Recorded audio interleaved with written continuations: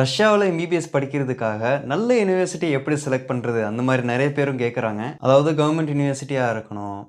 இது ஹாஸ்டல் நல்லா இருக்கணும். அப்புறம் ஃபீஸு கம்மியா இருக்கணும். ஸ்டூடண்ட் டைரக்ட்டா கட்டுற மாதிரியா இருக்கணும். முக்கியமா என்எம்சி ரூல்ஸ் ஃபாலோ பண்ற மாரியா இருக்கணும். அதாவது இங்கிலீஷ் மீடியம்ல இருக்கணும். இன்டர்ன்ஷிப், லைசென்ஸ் எக்ஸாம் எல்லாமே அங்கேயே பண்ற மாரியா இருக்கணும். உக்ரைன் வார் ஜோன்லேருந்து தள்ளி இருக்கணும். அந்த ஊரு சேஃப்டியா இருக்கணும். இந்தியர்கள் இருக்கணும். குறிப்பா தமிழர்கள் இருக்கணும். தவிர நம்ம ஊரு சாப்பாடு கிடைக்கிற மாரியா இருக்கணும். கிளைமேட் குளிர் கம்மியா, அந்த கிளைமேட் என்ஜாய் பண்ற மாரியா இருக்கணும். இந்த மாரி அடிப்படையில நான் உங்களுக்கு டாப் 5 யுனிவர்சிட்டி உங்களுக்கு இப்போ சஜெஸ்ட் பண்றேன். முதல்ல கபர்டினோ-பல்காரியன் யுனிவர்சிட்டி. இதோட டியூஷன் ஃபீ பார்த்தீங்கன்னா 3,24,000 ரஷ்யன் ரூபிள். ஹாஸ்டல் ஃபீ பார்த்தீங்கன்னா 12,000 ரஷ்யன் ரூபிள். வருஷத்துக்கே அவ்வளோதான். ஸ்டூடெண்ட்ஸ் டைரெக்டாகவே பே பண்ணலாம். இங்கே நிறைய இந்தியன்ஸ் படிச்சுட்டு இருக்காங்க. 90 தமிழ் ஸ்டூடெண்ட் இங்கே படிச்சுட்டு இருக்காங்க. இந்த யூனிவர்சிட்டியில் இந்தியன் கேன்டீனும் இருக்குது. ஹாஸ்டல் யூனிவர்சிட்டி கேம்பஸ்குள்ளேயே இருக்குது. பக்கத்தில் இன்டர்நேஷனல் ஏர்போர்ட்டும் இருக்குது. ரெண்டாவது கதிரவ் செஷன் ஸ்டேட் யூனிவர்சிட்டி. இதோட டியூஷன் ஃபீ பார்த்தீங்கன்னா 3 லட்சம் ரஷ்யன் ரூபிள். ஹாஸ்டல் ஃபீ பார்த்தீங்கன்னா 44,000 ரஷ்யன் ரூபிள். இது ரஷ்யாவிலே பெஸ்ட் ஹாஸ்டல். இந்த ஹாஸ்டல் பற்றி முன்னாடி நான் ஒரு வீடியோ போட்டிருக்கேன், அது பாருங்கள். இந்த யூனிவர்சிட்டி குரோஸ்னிங்கிற சிட்டியில் இருக்குது. அந்த ஊர்லேயே இன்டர்நேஷ்னல் ஏர்போர்ட் இருக்குது. அங்கே இந்தியன் கேன்டீன் கிடையாது, ஆனால் சில சீனியர் ஸ்டூடெண்ட்ஸ் அங்கே சமைச்சு கொடுப்பாங்க. இல்லாட்டி நம்மளே சமைச்சிக்கலாம். சாப்பிட வெளியே வாங்கி சாப்பிட்டாலும் நல்லா தான் இருக்கும். அங்கேயும் நிறைய இந்தியன் ஸ்டூடெண்ட் படிச்சுட்டு இருக்காங்க.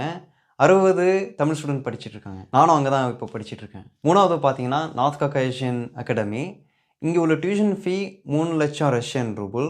Hostel fee 20,000 Russian rouble. வருஷத்துக்கே இவ்வளோ தான். இது செர்கேஸ்க் அப்படிங்கிற ஊரில் அமைஞ்சிருக்கு. இந்த ஊருக்கு பக்கத்துலேயும் இன்டர்நேஷனல் ஏர்போர்ட் இருக்குது. இங்கே நிறைய இந்தியன்ஸ் படிச்சுட்டு இருக்காங்க. 70 தமிழ் ஸ்டூடெண்ட்ஸ் படிச்சுட்டு இருக்காங்க. அதே மாதிரி இந்தியன் ஃபுட்டும் இங்கே கிடைக்குது. நாலாவது பார்த்தீங்கன்னா இங்கூஷ் ஸ்டேட் யூனிவர்சிட்டி. இது ஒரு எளிமையான யூனிவர்சிட்டி. இதோட tuition fee 1,97,000 Russian rouble. Hostel ஃபீ பார்த்தீங்கன்னா 10,000 ரூபிள். ரஷ்யாவிலே ரொம்ப கம்மியான ஃபீஸ் இந்த யூனிவர்சிட்டி தான். இங்கே நிறைய இந்தியன் ஸ்டூடெண்ட்ஸ் படிச்சுட்டு இருக்காங்க. 10 தமிழ் ஸ்டூடெண்ட்ஸ் இருக்கிறாங்க. இந்த வருஷம் நிறைய தமிழ் ஸ்டூடெண்ட்ஸ் வருவாங்க இன்ஷா அல்லாஹ். இங்கே இந்தியன் கேன்டீன் இருக்குது.